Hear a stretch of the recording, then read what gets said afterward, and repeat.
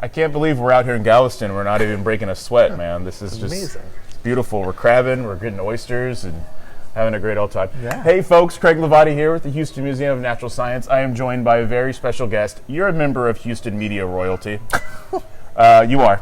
Okay. This is the managing editor and the meteorologist for Space City Weather. These are the folks. Matt Lanza is one of the guys that you helped Houston through Hurricane Harvey.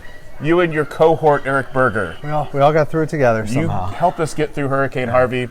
We're talking to him today inside this fake background over here that's not really Galveston. Actually, we're in the Texas Coastal Ecology Hall up here at the museum. June 1st is the beginning of hurricane season in Houston. It's crazy. It always comes up on you so quickly. Yeah. What is this like for you guys, especially, that you monitor things 24 hours a day? You feel existential dread? No, not really. You start to get a little. You try to get yourself worked up to it, because hurricane season is such a long slog. Every individual storm is such a long slog. So it's like baseball season. You got to pace yourself. Yeah. So you try not to get too worked up. All right, June 1st. We've already had a named storm. That's true. This year. So technically the season's already started, but. Just the reality is that you just got to get through it, and really our peak's not until August or September, so no sense in getting too crazed up about it now. Got it. What can we expect for the hurricane season here in Texas? So right now the general forecast from just about everybody that I've seen, including NOAA, Colorado State, some of these experts, is generally talking about an average to perhaps below average hurricane season. It's good news. That's good. One of the big things is El Nino, warming of the waters in the tropical Pacific Ocean. Tends to disrupt Atlantic hurricane season a little bit, so we have that in place right now. It's not a guarantee that you're going to have a quiet season, but it tends to tilt the scales a little bit toward that. Okay. So the hope is that that'll be enough to kind of limit how much storm development we see this season. That being said, we're still calling for a near average season, and you get 10, 12, 13 storms. You could easily get something in the Gulf. Near average is still scary. Exactly. That's still not good. If anybody was here during Hurricane Harvey, you know how horrible that was. What made Hurricane Harvey so, I guess, especially horrible for us here? It was the speed. It was all about the speed. Hurricane Harvey in and of itself was a bad storm when it hit the middle Texas coast, Corpus Christi, Port Aransas, et cetera. And it did a lot of its wind damage there, but the problem was that it got stuck. And it had nowhere to go. It basically was literally stuck between a rock and a hard place. Parked on us. And it just drifted for days. And so when you do that, and you add all this tropical moisture, the Gulf was pretty warm that year, you just get a lot of rain. And it was just kind of an unfortunate combination of circumstances that dumped on Houston and most of southeast Texas. Good. Did you get any damage yourself? Not during the storm. We found a little bit after, but... Okay, there we go. Such is life. Okay. So, especially for Houston in the summer, is there anything we can expect other than just being hot? Yeah.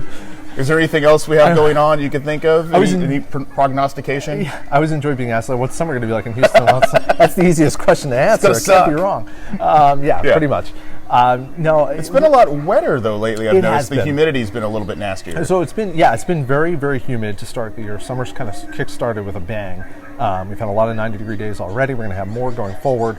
I think that it will start off hot, but we've been a little bit dry since the rains of early May. So once that kind of gets worked out of the soil a little bit, I don't think you're going to see the humidity drop too much. It's always going to be humid in Houston in summer. But it's something to kind of keep in mind that we're actually could use a little rain at this point, and hopefully we don't get through too much of the next month or two without at least some rain. But the problem is around here you have to be careful what you wish for. Not a lot of rain. Yeah, exactly. Not a lot of rain. And by the way, we have AC here at the museum. It's amazing. It is so nice. Yeah. You can wear long sleeves in here. It's amazing. So we have, the lessons we've learned from Hurricane Harvey now. Is there anything that we can do differently this next time around? It's hard. Harvey was really an unfortunate event, and I don't care how much adequate drainage you put in. I don't care how many flood control projects you have. The reality is when you get that much rain in that little amount of time, there's going to be problems. And that's just the unfortunate reality of living in Southeast Texas, I think. But, there are things that we can do better. We're starting to see some of these other projects that can help mitigate things on a smaller scale, help some neighborhoods out, which would be great. We're doing pretty much everything we can. I think the bigger concern that we have, sort of as meteorologists, is the fact that the Galveston Bay is exposed. So if we have a major hurricane that comes through and decides it wants to track up or just west of I-45, you're taking all that, moisture, all that wind is just going to get funneled up, and storm surge ends up in the Houston Ship Channel. That's a bigger problem. That's something that I know there's plans out there from the Army Corps about building the Ike Dike, as it's called, or the coastal barrier on Galveston Island. Those are things that need to get done, I think. And it's just the reality is that we've been sort of fortunate that we haven't had a giant wind-making hurricane in a long time.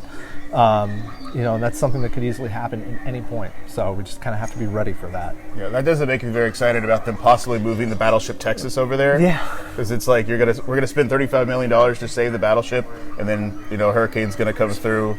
Hurricane Jerk's going to come through, whatever they call it. It's just going to knock it over. That's just no good. Yeah, no, it's not. So it makes me scared for Galveston. Every time I go there over the weekends, I'm like, this is not good. It's tough. I mean, Galveston's a resilient place. They've been through it, but, we don't know what the future holds. No. So it's just something that we have to kind of keep in the back of our minds, I think. So to switch gears and more happier Yeah. talk, tell me about Space City Weather. How did it progress? How did you guys start this website? So Eric, somebody actually, a friend of Eric's, approached me and asked back not long after I moved to Houston if I was interested in doing some writing, and I did, and I helped him out a little bit on Fridays when he was at the Chronicle, and then when he left and started Space City Weather, he was like, "Do you want to come along and do it?" And I'm like, "Sure, why not?"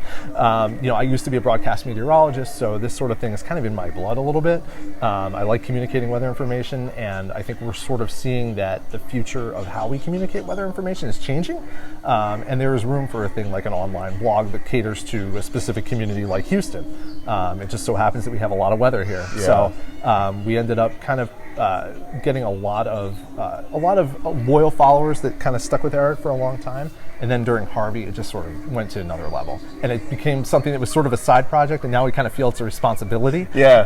In addition to a side project. It's a public duty at this point. I mean, at this point, what are we going to do? So the growth has been amazing. I think the thing that I'm most proud of, and I think Eric would echo this, is that we've done it without a lot of marketing, it's all been word of mouth, which is, I love that. That's how I want people to follow us, is, friends of friends, friends of neighbors. There's no hype or hyperbole. You guys, there's a lot of humor, obviously, in there between you guys, but there's not a lot of, I know when you guys are scared, to be scared, but you guys are not, pumping, fear into the system. You guys let us know when we should be scared, and you tell us, hey, just enjoy the weather if you can.